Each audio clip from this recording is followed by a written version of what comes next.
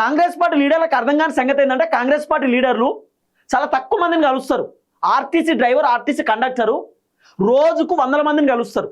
Bus ఎక్కుడుతోటే చాలా మంది జనాలు డ్రైవర్ల కండక్టర్లతో మాట్లాడుకుంటూనే ఉంటారు, వాళ్ళ బాధలు చెప్పుకుంటారు. డ్రైవర్లు కండక్టర్లు కూడా వాళ్ళ బాధలు చెప్పుకుంటారు, ఒకళ్ళ బాధ ఒకళ్ళు షేర్ చేసుకుంటారు, ప్రభుత్వం గురించి మాట్లాడుకుంటారు. రైతుల బాధలు ఆర్టీసీ డ్రైవర్లకు కండక్టర్లకు కూడా చెప్పుకుంటారు, షేర్ చేసుకొని పోతారు.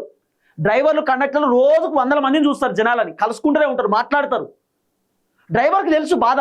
అందుకే ఆర్టీసీ డ్రైవర్ అన్న పాపం అశోక్ అన్న ఏదో పోతుండే పక్కన మీటింగ్ ఉంటే అశోక్ అన్నకు తెలిసినటువంటి వ్యక్తినే అన్నాడట, ఈ పెట్రోల్ డీజిల్ పైన ధర్నా కాదు, మక్కల పైన వడ్ల పైన ధర్నా ఏరి అని చెప్పింది. గదే ఆయన చెప్పింది, గంతే కథం. పదవిలోకి తీసేసిరు, సస్పెండ్ చేసేసిరు. అంటే సామాన్య జనాల పైన మీరు కేసులు పెడతారు, సామాన్య జనాలను జైలుకు పంపిస్తారు.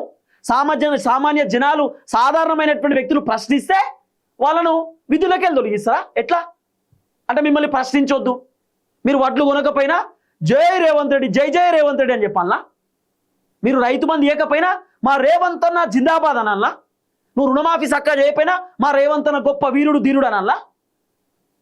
లేకపోతే నువ్వు పంట బోనస్ ఇవ్వకపోయినా కూడా మా రేవంత్ అన్న సూపర్ కింగ్ అనాలా? లేకపోతే ఆ పంట పండించేటటువంటి పంటకు నీళ్లు రాకపోతే మా రేవంత్ అన్న గ్రేట్ అనాలా? నువ్వు పని చేయకపోతే మీకు చాతగాక దిక్కుమాలినటువంటి ప్రభుత్వం సక్కా లేక ఇవాళ రైతులైనా లేకపోతే ఆర్టీసీ ఒక డ్రైవర్ అన్న ప్రశ్నిస్తే రైతులపైన కేసులు పెడుతున్నారు, ఆర్టీసీ డ్రైవర్ తొలగించేసి ఏకంగా. ఏంది ప్రభుత్వం, ఏంది ప్రభుత్వం? మాలాంటి వాళ్ళు ప్రశ్నిస్తే అరెస్టులు, జైళ్ళు, పోలీస్ స్టేషన్లు, అక్రమ అరెస్టులు, మళ్ళీ నోటీస్ కూడా ఇయ్యరు. ప్రశ్నిస్తే మాకు నోటీస్ లేది, 100 కోట్ల రూపాయల పరువు నష్టం దావా, 50 కోట్ల పరువు నష్టం దావా, ₹1 కోటి పరువు నష్టం దావా. ఏంది? ప్రశ్నించొద్దా?